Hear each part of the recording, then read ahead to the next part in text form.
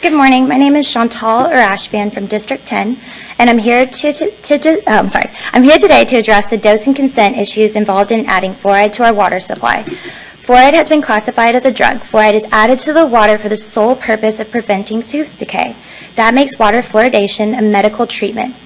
I argue that this is a very dangerous delivery system for such treatment because A, you can't control the dose delivered, B, you can't control who gets the treatment, and C, you are violating the individual's right to informed consent. Fluoridation is unethical. Informed consent is a standard practice for all medication and one of the key reasons why most of Western Europe has ruled against fluoridation. With water fluoridation, governments are doing to whole communities what individual doctors cannot. That is, forcing people to take a medication irrespective of their consent. The dose cannot be controlled. Once fluoride is put in the water, it is impossible to control the dose each individual receives because people drink different amounts of water.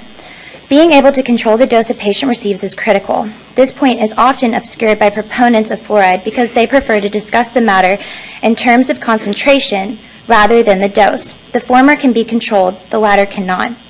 A very serious concern is babies. The fluoride goes to everyone regardless of age, health, or vulnerability.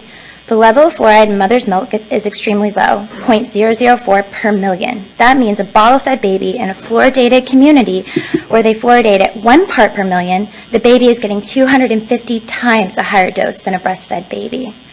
Fluoridated water is not only the way that people are exposed to fluoride. Other sources of fluoride include food and beverages processed with fluoridated water, fluoridated dental products, mechanically deboned meat, tea, and residues from pesticides on food. It is now widely acknowledged that exposure to non-water sources of fluoride has significantly increased since the water fluoridation program first began. The bottom line is that fluoride is extremely toxic. The first opponents to fluoridation back in 1950s were biochemists, including James Sumner, who won a Nobel Prize for enzyme chemistry. There is no doubt that fluoride damages health because millions of people in India, China, and parts of Africa have had their health ruined by naturally occurring fluoride. There's no margin of safety. It is not wise to expose the whole population to deliberately elevated levels of fluoride. This is an unethical mass medication. The city of Dallas in 1965 decided to add fluoride to the water. In 2014, this city council needs to decide to halt this practice. Mayor Rawlings, we want to encourage you to unite with 8 others on this council to make this decision soon. Any way we can help out, we're at your service. Thank you for your time. Thank you.